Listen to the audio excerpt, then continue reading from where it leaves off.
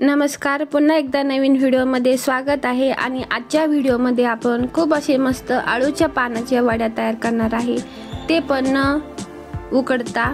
तर बघा, खूप अशा सिंपल आणि साध्या पद्धतीने आपण ह्या आळूच्या पानाच्या वड्या बनवणार आहे आणि एकदम झटपट तयार होणार आहे। त्यासाठी बेसन पीठ घेतले मी बघा इतक्या प्रमाणामध्ये, आणि हळद टाकली, थोडीशी लाल मिरची पावडर घेतलेली आहे, जास्त तिखट नको आहे आपल्याला म्हणून ह्या पद्धतीने, आणि चवीनुसार मीठ टाकलेलं आहे।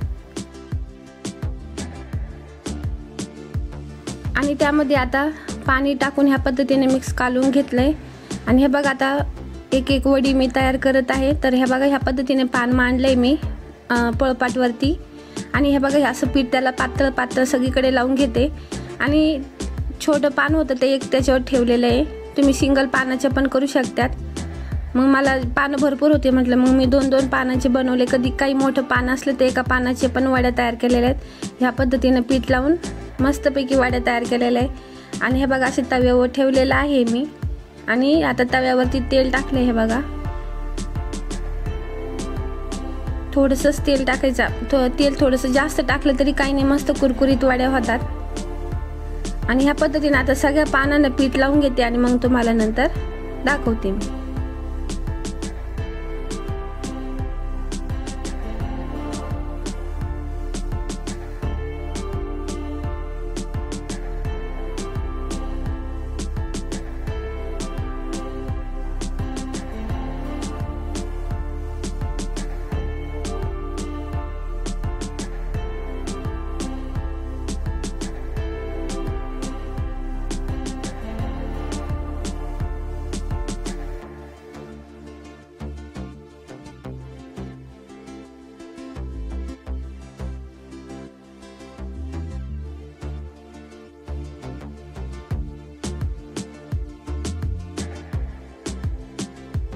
तर आता मस्तपैकी पानांना पीठ लावलेलं आहे मी, आणि जेवढे तव्यावरती पानं बसन ना तेवढेच मी घेतलेली, जास्त घेतलेले नाही आहे। नंतर पुन्हा दुसऱ्यांदा पुन्हा डबल करून ठेवणार आहे, असे 2-3 वेळेस करणार आहे मी।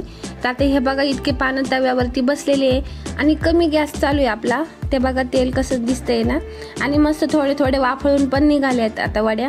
आणि थोडंसं अर्धा कप पाणी टाकलेलं आहे मी आणि कडाने, त्यामुळे काय होईल, मस्त वाफळून निघतील। आणि पानं जे आहेत ना थोडीशी निबर आहे, तर मग शिजून पण निघन आणि असे चरचर पण लागणार नाही। कारण आळूची पानं थोडी जरी कसं राहिली ना शिजायला, तर अशी जिभेला चरका मारतो, त्यामुळे चांगले व्यवस्थित वाफळून घेतले। हे बघा, झाकण ठेवून, आणि सगळं पाणी त्यातलं आटलंय, आणि बघा किती मस्त दिसत आहेत।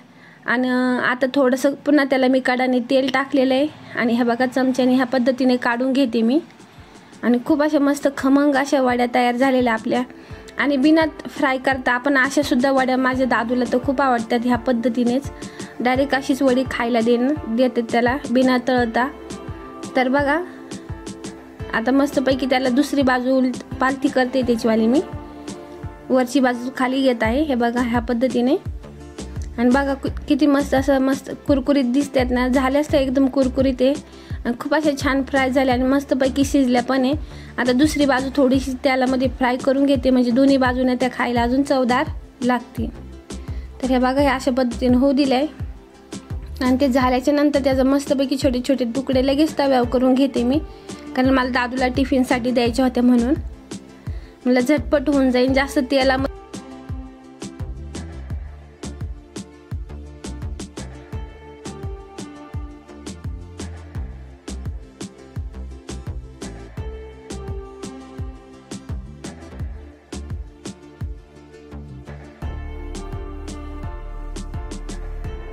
तुम्ही थोडंसं बाजूला छोटे छोटे काप करून कढईमध्ये पण तळू शकतात, पण मी एकदम मला जास्त तेलामध्ये आवडत नाही, एकदम मी कमी तेलामध्येच त्याला तळलेलं आहे, डायरेक्ट तव्यावरतीच असं काप करून, की म्हणजे झटपट होतात, जास्त वेळ पण लागत नाही, आणि टिफिनला द्यायचं होतं सकाळी, घाई पण होते। तर बघा, ह्या पद्धतीने वड्या केलेल्या आहेत मी। आणि हा व्हिडिओ तुम्हाला कसा वाटला नक्की कमेंट करून सांगा, आणि ह्या पद्धतीनेच मी सगळ्या आळूच्या पानाच्या वड्या बनवून घेणार आहे। तर व्हिडिओला आवडला तर व्हिडिओला लाईक करा, शेअर करा, आणि चॅनलला सबस्क्राईब केले नसेल तर सबस्क्राईब करून घ्या। आणि बघा किती अशा सुंदर आणि तेवढ्याच खायला पण अप्रतिम अशा आळूच्या पानाच्या वड्या होतात।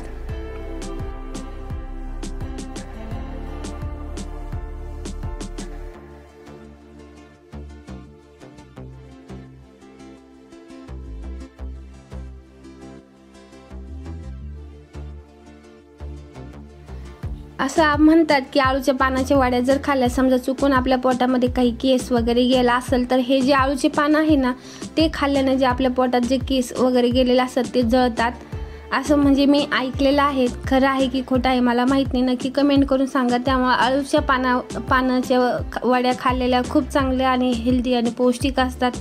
तर नक्की तुम्ही करा आणि मुलांना पण खाऊ घाला. तर व्हिडिओ पाहिल्याबद्दल खूप खूप आभार. धन्यवाद.